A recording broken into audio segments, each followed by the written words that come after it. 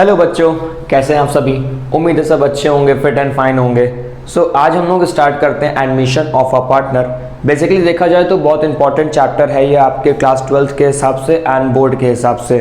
Start करते हैं इसको हम लोग और देखेंगे कि जब एक पार्टनर का एडमिशन होता है आपकी पार्टनरशिप फर्म में, क्या क्या अकाउंटिंग प्रोसीजर करना पड़ता है आपको और चीज़ों को कैसे आपको रिकॉर्ड करना पड़ता है। ठीक है, बहुत आसान समझेंगे, बहुत आसान कॉन्सेप्ट बनाएंगे। Without wasting any time, let's start.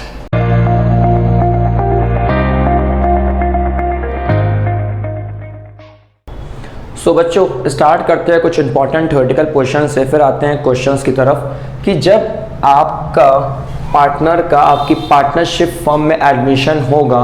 Suppose करते हैं बच्चों कि दो पार्टनर थे, एक ए हो गया और एक ये छोटू सा बी हो गया।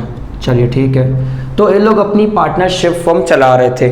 अच्छा, जब ये पार्टनरशिप फर्म चला रहे थे तो इनके बीच में एक एग्रीमेंट हुआ होगा, जिस एग्रीमेंट को हम लोग क्या बोलते हैं, पार्टनरशिप डीड बोलते हैं। चलो इतनी बात तो क्लियर हो गई। हाँ सर, ये बात तो पता है। ठीक है, अब इन्होंने क्या किया, सी को एज ए न्यू पार्टनर की तरह क्या किया, ज्वाइन किया। ठीक है, जब ये लोग सी को न्यू पार्टनर की तरह ज्वाइन करेंगे तो सबसे पहले इन दोनों पार्टनर का कंसेंट होगा इस पे कि हाँ भैया ज्वाइन तो करना है। ठीक है, इन्होंने ज्वाइन कर दिया। तो जब ये हम लोग का section 31 sub section 1 Indian partnership act का ये कहता है कि जब दोनों पार्टनर का कंसेंट होगा तभी न्यू पार्टनर आएगा। कौन सा बच्चों, सेक्शन 31 सब सेक्शन 1, तभी क्या होगा, न्यू पार्टनर आपकी फर्म में आ सकता है। चलो ठीक है, अब ये न्यू पार्टनर फर्म में क्यों आएगा, क्या जरूरत आन पड़ी ए बी को। तो भाई जब न्यू पार्टनर आएगा तो सबसे पहले क्या लाएगा, कैपिटल लाएगा। चलो इतनी बात तो क्लियर हो गई सर, कैपिटल लाएगा क्योंकि कैपिटल तो स्टार्टिंग में लोगों ने भी लगाया था, तभी तो हुआ था काम। ठीक है, कंपनी की ग्रोथ ही होगी, मतलब फर्म की ग्रोथ ही होगी। अब दूसरी चीज़ ये होगा कि सी जो आएगा उसकी मार्केट में रेपुटेशन अच्छी होगी। कहने का मतलब है इसकी मार्केट में गुडविल अच्छी होगी, जिसकी वजह से इनकी फर्म को क्या होगा, फायदा होगा कि हाँ भैया सी तो यहाँ काम करता है, यहीं सामान लिया जाए। ठीक है, अब नेक्स्ट चीज़ क्या है कि भाई ऐसा भी हो सकता है कि इसकी इफिशिएंसी अच्छी हो, या कि ये क्या हो, कोई एक्सपीरियंस पर्सन हो जिसकी वजह से हमारी कंपनी को फायदा हो, तो ऐसा भी काम बन सकता है। चलो ये सब बातें तो हो गई कि हाँ मैंने इन्हीं सब पॉइंट ऑफ व्यू की वजह से सी को एज ए न्यू पार्टनर के तौर पे अपनी फर्म में ले लिया। चलो अच्छा ठीक है, अब जब ये पार्टनर आए फर्म में, जब ये पार्टनर अपनी पार्टनरशिप को चला रहे थे तो इनके बीच में एक एग्रीमेंट हुआ था। ठीक है, अब जब नया पार्टनर आएगा तो ये एग्रीमेंट तो खत्म हो जाएगा। अब ये एग्रीमेंट खत्म हो जाएगा, अब इन दोनों को मिला के और इसको मिला के, इन दोनों को मिला के क्या बनेगा, नया पार्टनरशिप डीड बनेगा।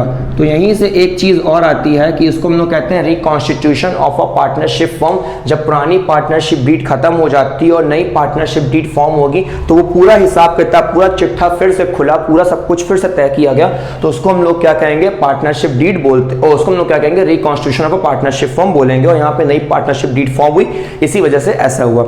चलो ठीक है, अब जब नया पार्टनर आया तो कौन कौन सी अकाउंटिंग चीज़ें हम लोग को देखनी है, क्या क्या हम लोग को करना पड़ेगा। तो फर्स्ट ऑफ ऑल हम लोग को देखना पड़ेगा NPSR, यानी कि न्यू प्रॉफिट शेयरिंग रेशियो, यानी कि इनका तो रेशियो खत्म हो गया बच्चों, आपस में रेशियो था, अब नया पार्टनर आया तो नए तरीके से रेशियो होगा। ठीक है, अब इसके बाद क्या आएगा हम लोग का, फिर गुडविल। जब नया पार्टनर आएगा तो अपने गुडविल का शेयर लेके आएगा, क्योंकि इनकी फर्म की पहले से कुछ गुडविल तो मार्केट में रही होगी ना भाई, तो उस गुडविल का शेयर लेके आएगा। तो ये भी कह सकते हो कि नया पार्टनर के आने की वजह से पुराना पार्टनर क्या करता है, सैक्रिफाइस करता है, क्योंकि अपना उसको फ्यूचर प्रॉफिट नए पार्टनर के साथ शेयर करना पड़ता है, तो वो सैक्रिफाइसिंग के बदले भी क्या करता है, वो गुडविल देता है। अब नेक्स्ट चीज क्या है आपका, इसके बाद जितना भी रिजर्व है, जितना भी ओल्ड रिजर्व है या जो भी प्रॉफिट है which is created by old partner, जो कि ओल्ड पार्टनर ने क्या किया था, क्रिएट किया था पहले, तो वो क्या होगा, ओल्ड पार्टनर का हक होगा भाई। जितना भी प्रॉफिट होगा, जितना भी लॉस होगा, वो सब ओल्ड पार्टनर का तो हक होगा। न्यू पार्टनर क्यों करेगा, न्यू पार्टनर तो अभी भी आया है। ठीक है, तो वो पहले से डिस्ट्रीब्यूट हो जाएगा इसमें।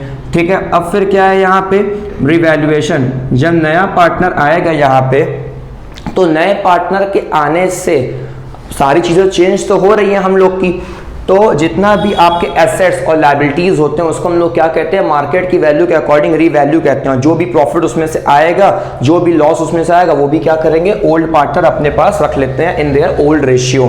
फिर नेक्स्ट क्या है हम लोग का लास्ट, कैपिटल एडजस्टमेंट। भाई अब नया पार्टनर कैसे कैपिटल लाएगा अपनी, या नए पार्टनर के अकॉर्डिंग पुराने पार्टनर को अपनी कैपिटल को कैसे एडजस्ट करना होगा, उनको न्यू कैपिटल और लानी होगी या विड्रॉ करनी होगी, उसको हम लोग देखते हैं। तो वो किसमें होता है, कैपिटल एडजस्टमेंट होता है। समझ गए बच्चों, इतनी चीजें, ये इंपॉर्टेंट चीजें थी जानना। अब हम लोग आज क्या स्टार्ट करते हैं, यहीं से new profit sharing ratio start करते हैं, ठीक है। तो नोट करिए इसको, देन हम लोग आते हैं इसकी तरफ। तो बच्चों 4 केसेस होते हैं किसमें, न्यू प्रॉफिट शेयरिंग रेशियो में। हम लोग 1 बाय 1 इस चारों केसेस को डिस्कस करते हैं। सबसे पहले 20 से डिवाइड कर लिया जाए इसको, शाबाश। अब इसके बाद देखिए यहाँ पे सपोज करते हैं कि हम लोग के 3 पार्टनर थे। कौन थे, ए था, बी था, सी था। इनके बीच में एक प्रॉफिट शेयरिंग रेशियो था 3:2:1। इन्होंने क्या किया, डी को एडमिट किया, कितने के लिए किया, 1/6 शेयर के लिए किया। अच्छा, पहले केस पे ध्यान से देखिएगा, ये पहला केस है आपका, लिख देते हैं, ठीक है। तो इस पहले केस में क्या है कि आपको सिर्फ क्या दिया रहेगा, क्वेश्चन समझिएगा, आपको सिर्फ ओल्ड पार्टनर का रेशियो दिया रहेगा और आपको क्या दिया रहेगा, न्यू पार्टनर कितने के लिए आ रहा है वो शेयर दिया रहेगा। इन केस अगर न्यू पार्टनर का शेयर नहीं दिया गया है तो मान लेंगे तो वो इक्वल हो जाएगा, 1:1:1, जितने पार्टनर होंगे उतना हो जाएगा। और आपको क्या दिया रहेगा, न्यू पार्टनर का सिर्फ शेयर दिया रहेगा और कोई इंफॉर्मेशन आपको क्वेश्चन में प्रोवाइड नहीं की जाएगी। सबसे सिंपल केस है ये। क्या कर लेंगे, टोटल प्रॉफिट को आप लोग क्या मान लोगे, इज इक्वल्स टू 1 मान लोगे। तो ये कितने के लिए आया, 1/6 के लिए आया है। 1 में से 1/6 माइनस कर लोगे, कितना आएगा, 5/6। ये क्या हो जाएगा आपका, रिमेनिंग हो जाएगा। मतलब कितना बचेगा, रिमेनिंग प्रॉफिट कितना बचेगा आपका, इतना बच जाएगा। चलो ठीक है, अब ये रिमेनिंग में से ही क्या होंगे, ये लोग लेंगे। तो ए कितना लेगा, 5/6 का कितना है आपका, 3 to 5 और 6 कितना हो जाएगा, ये 6 हो जाएगा, 3/6। तो ये कितना हो जाएगा आपका, 15/36 हो जाएगा। बी के लिए भी ऐसे ही कर लेंगे। बी का क्या है, ये 5/6 जो यहाँ बचा है हम लोग का, और यहाँ पे क्या है इसका, ये 2/6। तो ये कितना हो जाएगा आपका, 10/36 हो जाएगा। चलो ठीक है। सी के लिए कितना है, सी के लिए भी हम लोग का 5/6 में से क्या करना होगा, 1/6 मल्टीप्लाई करना होगा। तो ये कितना हो जाएगा आपका, 5/36 आपका हो जाएगा। समझ गए बात को, समझ में आ गई इतनी बात आपको। अब डी जो है, डी कितने के लिए आया हम लोग का, 1/6 के लिए आया है। इसका डिनोमिनेटर बराबर करना होगा हम लोग को, तो क्या करेंगे, 6/6 कर लेंगे। तो कितना हो जाएगा, 636। तो ये कितना हो जाएगा आपका शेयर, 15:10:5:6।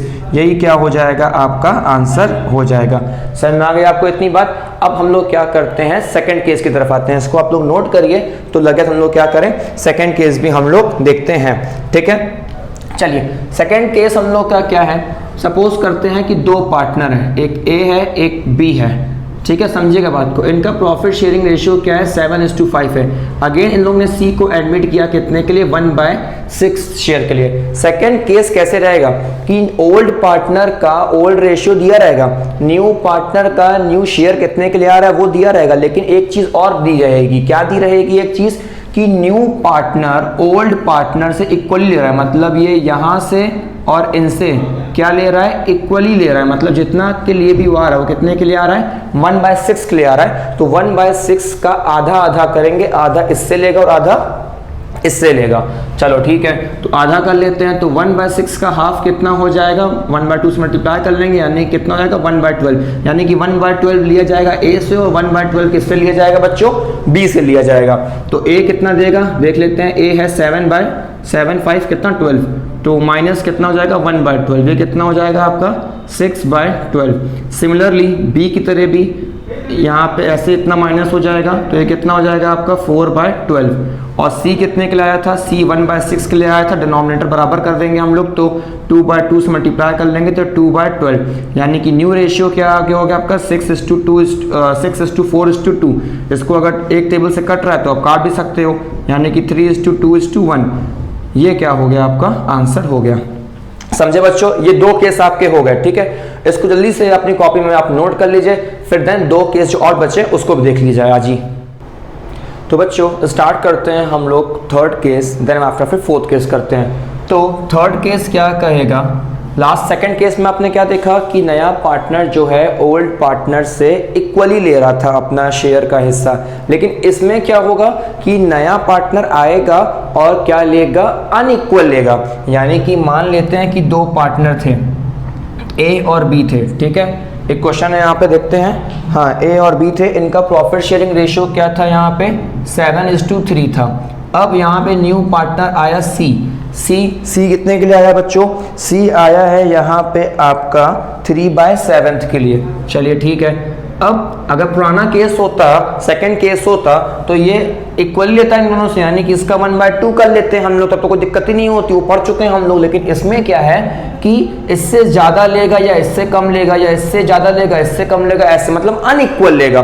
तो क्वेश्चन ये कह रहा है कि ये ए से कितना लिया है, ए से ये ले रहा है 2/7 और बी से कितना ले रहा है, ये अपने में से 1/7 ले रहा है ना।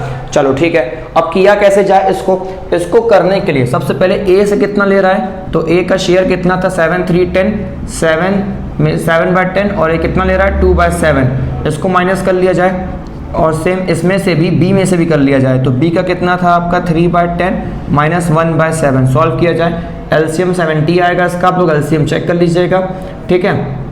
इसके बाद यहाँ कितना हो जाएगा, ये हो जाएगा 7 7 7 49 और ये 20 इतना हो जाएगा आपका, है ना।